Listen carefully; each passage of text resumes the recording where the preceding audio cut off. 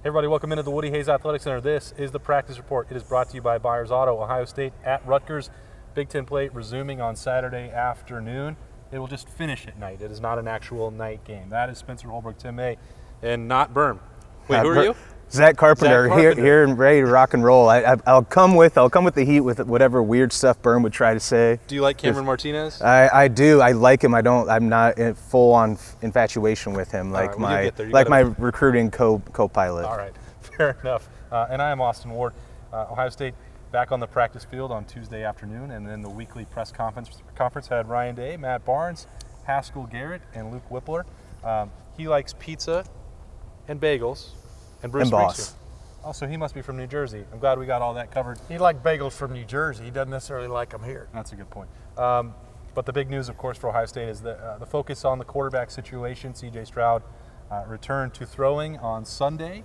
He will be back on the practice field on Tuesday.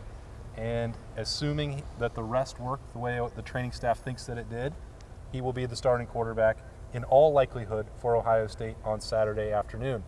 I don't think any of that should come as a big surprise, but it is now out there on the record, Tim. Yeah, it is. I mean, you know, an emphatic yes from Ryan Day when asked if C.J. Stroud was the starting quarterback if he can play. But, I'm curious, one of these days to get a little more insight into what his actual malady is and can he keep playing through it? Because, we watched him play through it for 3 games, and at times he was really good.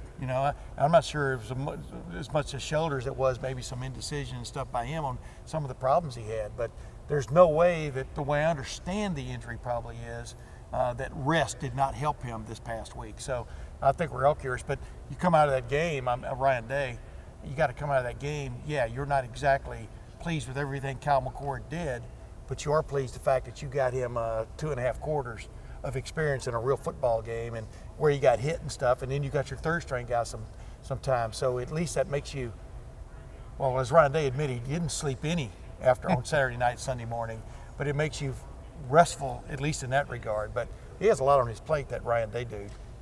Yeah, and when you look at this quarterback situation, I'm going to keep saying it all week, like the more Kyle McCord's on the field, the more people begin to ask questions and the more C.J. Stroud has to sit out. So just to hear that C.J. Stroud was throwing this week on Sunday and going into this Rutgers game, you have to think that it's trending toward good news for C.J. Stroud. I don't know what that means for the other quarterbacks who are trying to get on the field, but it's good news for the Buckeyes because it was known throughout spring, throughout the fall, that C.J. Stroud gives this team the best chance to win a national championship.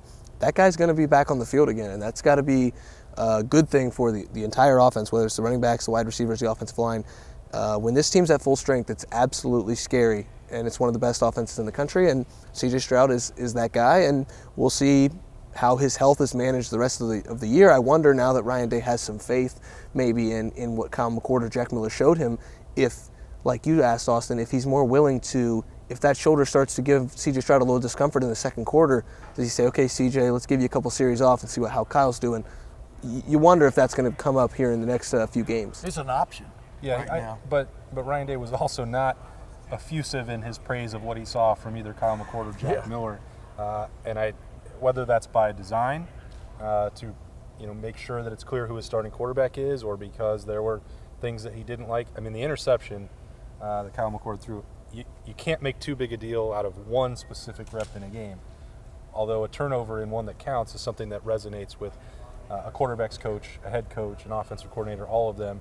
But they're also, you balance that with a freshman in his first game. So, he's grading them hard, and maybe that's because he's wanting to bring them along while also managing the confidence of C.J. Stroud. I don't know, Zach, this is the first time really that you've had a chance to dive into it with us. What have you made about the way it's transpired over the last couple of weeks? Yeah, I've written about this. I think we all kind of agree that if C.J. Stroud was going to be healthy, it wasn't going to be a surprise that he doesn't move out of the starting quarterback role. And I kind of think that the way Ryan Day answered questions leading up to the Akron game, the way he answered at halftime and immediately after the game, he was very much kind of just tempering any expectations. Like you said, maybe that's by design to try maybe not make a big deal out of it and have some sort of quarterback controversy start building in that room. And like you said, I was watching at home for the Akron game, and seeing Day's face when McCord threw the interception was just like, his initial reaction was kind of like, oh, what the hell was that? And then, like you said, it's like, all right, freshman, first start, and he's just like, all right, what'd you see? What, like, kind of talk me through it. So, yeah, like Spencer said, I think C.J. Stroud might be, at this point right now, is probably the best answer at quarterback for a team hoping to win a 5th consecutive Big Ten title and then get back to the national championship game and win it. But the fact that Kyle McCord showed what he had with the arm and some of the plays that he can make, I think it does give you confidence that, all right, maybe sure, it was just Akron, which was what we keep saying. Yes, it's Akron, but he got the experience. He was able to actually provide at least some confidence for that entire offensive room too, going forward. And C.J. Stroud won the job in preseason for a reason, or for reasons, and so you're not going to just backtrack on those reasons if you're Ryan Day, Corey Dennis, et cetera, the guys making that decision. And on top of it, if it was just all about throwing, playing quarterback, Kyle McCord looks pretty damn good. But it ain't all just about throwing, and it's all about running the offense, getting guys involved and stuff. But hey, let's face it, they won 59-7 though. I mean, they beat Akron worse than some people thought they would, and this was with a first-time freshman starting quarterback guiding them most of the way. I mean, despite what Ryan Day says, I think he feels better about the situation now than he did a week ago. I remember back in the spring, I don't remember if it was when we got to watch one spring practice or if it was the spring game. And Austin, you had a line in the story where you said, the quarterback competition won't be settled in one day. And I think that resonates true now with Kyle McCord was never going to take over for C.J. Stroud based on a game against Akron, basically a spring practice or the spring game. Right, yeah. But at the same time, you can take some lessons away. You can bring him along in his development. You can feel more confident that, again, if somebody lands on C.J. Stroud's shoulder from a Big Ten school that's got some pretty good defensive tackles, come up the middle and land on that shoulder, Kyle McCord's going to have to go out there, and you have no choice but to feel confident in him. I think now Ohio State has a choice, and it can feel confident in him. And I think that's the biggest difference from last week at this time to then is you'd had no choice but to feel that he could win you a game before. Now I think they have a little bit of proof in the pudding, as small as that sample size is, that he can do things with this offense that can move you forward. Yeah, and I think it's important, the point that you bring up from a week ago to now, that choice really didn't exist for Ohio State against Tulsa. It definitely didn't against Oregon when C.J. Stroud was throwing for almost 500 yards, and definitely not against Minnesota. The first situation, the first snap for Kyle McCord, or the first pass for Jack Miller, we're not going to come in a situation where you had to say, well, Ohio State didn't pick you as a starter, but now you have to come save the day without ever having done it before, even once. That was not realistic. It wasn't going to happen. So that part has changed. And I think the flip side for Ryan Day is he manages it, and he's standing up there, and I ask about it, or whoever asks about it, it doesn't matter. He can't just say, well, I think it'd be 3 and outs, and then I'd make a move. Yeah, exactly. Because he can't open the door. He doesn't want to open the door because it is clear to the coaching staff why C.J. Stroud was the pick. Correct. There was an uncertainty about that, and they wanted the competition to go on. They wanted all three to develop, and they've managed that the best they can. But they don't want to blow all that up after 4 games because there's so much invested in C.J. Stroud. And I think it's worth remembering that he threw for almost 500 yards against Oregon, and that game would have been way over if he wasn't out there. Dude almost threw for the freshman or the single season, regardless of freshman or not, single game passing record. I think Day's. I don't think any of us are surprised about how Ryan Day's handled this situation. He always has that business-like NFL type of approach to it. He's not going to overhype anything in the immediate aftermath, and I don't think any of us thought he was going to say anything that was. I mean, we knew he was going to stay balanced in the press conference. So. One thing I want to say with G. Scott and Jr. and Chris Olave coming out here right now just kind of reminds me of with McCord and Stroud. Me and Spencer were here for those Ohio State camps, and you see them throwing with McCord and Stroud. McCord especially, we noticed just building up some chemistry and stuff. And I think that offense, the confidence that is being built in McCord, like as a backup option, was built in the summer with workouts like that, and I mean we saw it, and now I think that there's, like Spencer said, proof in the pudding. now we see it, we saw it play out in a game day. This is 2 weeks in a row. I did ask Chris Olave about it last week. He added to the routine after the drop and the 0 catch performance. It wasn't, he didn't want to talk about it a lot, but he and G. Scott added this, as we saw last week when we were in here. Some reps of 15 over the shoulder, working on the jugs. Should we ask him about it? No, I wrote about it last week at Lettermen Row. I think we'll just move on, and that'll be enough. But now that is part of the routine, and look, Chris Olave is going to catch a lot more footballs on Saturdays than 0 against Tulsa and 2 against Akron. The reason the great ones get greater is because of stuff like that. This guy's one of the great receivers ever played football at Ohio State, and it's cool to see him putting in the extra work, et cetera, because you never stop improving. And back to what you guys just said a while ago about the court, I'm just interested sometimes in. You can ask any question you want. I've asked many. There's no such thing as a dumb question, right? But that's a loose term. I don't know. I've had that tested in the past couple weeks. Coach, how are you going to split up the carries between Travion and Maya and Williams? How you blah blah blah. The point is, everything is fluid in a football game. If Travion Henderson is going off, he might have 25 carries one of these days. He had 8, I think, the other night and stuff, and left you still talking about him and stuff. And there's what Ryan Day's really good at, and Urban Meyer was too, and everybody really, almost every head coach. You don't paint yourself into a corner. He's got to have this many carries, or we're not getting the most out of him. It's all about the game and how the game develops and stuff. And, Urban did have a problem with that when he started saying, "Well, we need Curtis Samuel to touch it 15 times." But that's an ideal. I agreed. Like I've written several times. Also, to Ted your point, Ginn Jr. was the most underutilized player I've ever seen at Ohio State in the amount of touches, as opposed to other than punt returns or kickoff returns. The touches he got from line of scrimmage were a joke. But yeah, the ideal is at the end of the year you want Travion Henderson, now that he's your number one back, to maybe average 18 to 20 carries a game. That's what you got to look back on. You have to look at the dynamics of games and to see how they go. And like you just pointed out a while ago, you're not going to, when things weren't going swimmingly against Tulsa a couple of times, you're not going to just suddenly throw Kyle McCord into the game. This was the game you had to do that with. And I thought that was a very big-time coaching move by Ryan Day to just basically tell CJ, you're going to rest this week. You're not going to throw. These guys are going to be my quarterbacks. If they both go down, we'll go with you. But that was huge for this team going forward, I believe. It even went as far as Saturday we were standing on the field in the fourth quarter, and CJ was catching passes as the walk-on wide receivers were warming up to get in. And instead of throwing a pass to the wide receivers, he was either throwing left-handed or he was throwing underhanded. And when they said, you will rest and you will not throw, they meant you will rest, and that right arm. How is he as a lefty? He was all right. Well, he's no Patrick Mahomes.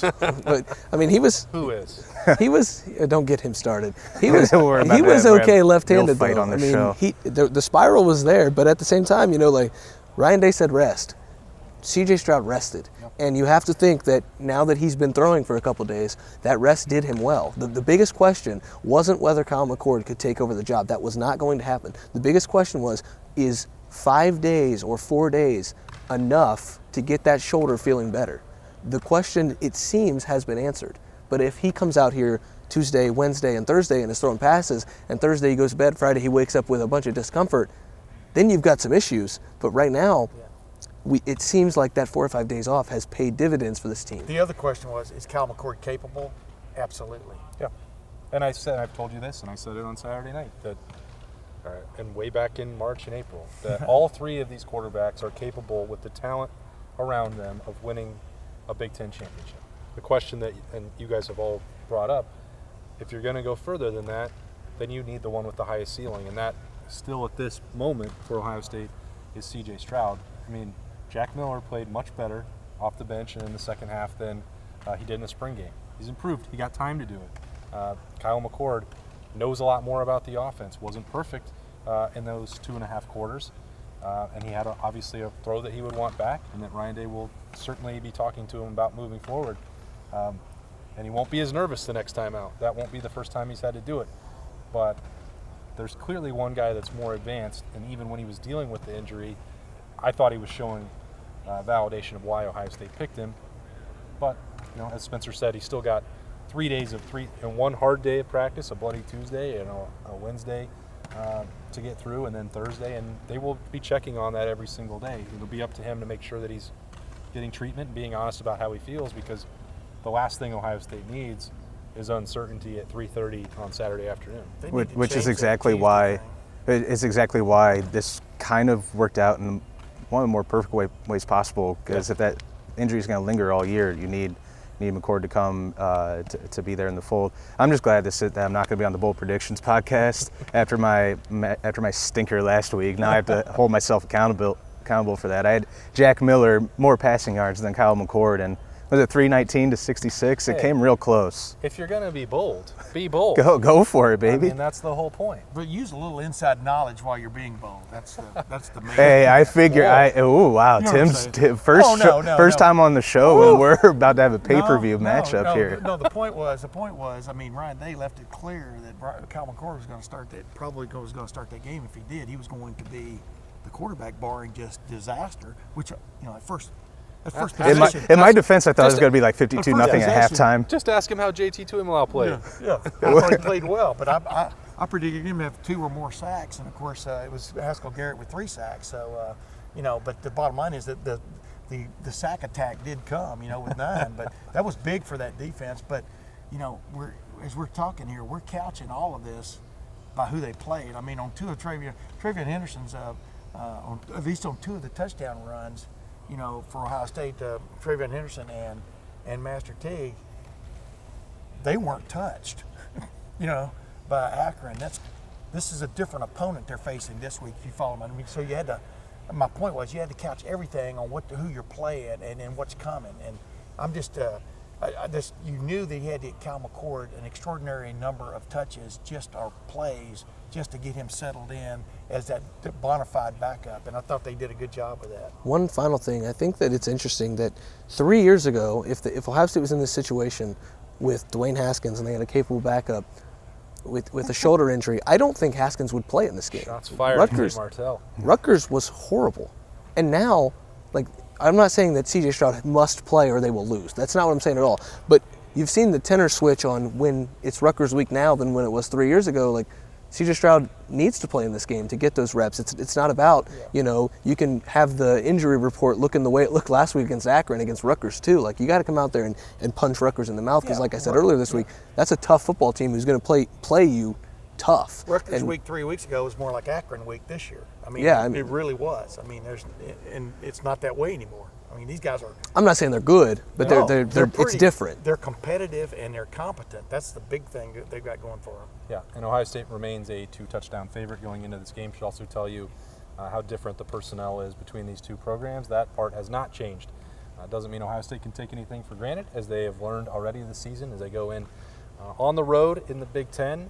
Nothing is ever easy in the East Division. Probably the best in college football right now. That's Spencer Holbrook, Tim May, Zack Carpenter. I'm Austin Ward. This has been the Practice Report. As always, it is brought to you by Byers Auto. Follow all of our Ohio State coverage at lettermenrow.com. It's part of the On3 network. You can subscribe right now, $10 for an entire year. So support our work there if you so choose. Wow. It's a great deal. And we'll see you there, or we'll see you right here on YouTube with a lot more practice reports and rapid reactions coming to you all week long as Ohio State Rutgers get ready for Saturday afternoon at 3:30. We'll see you there.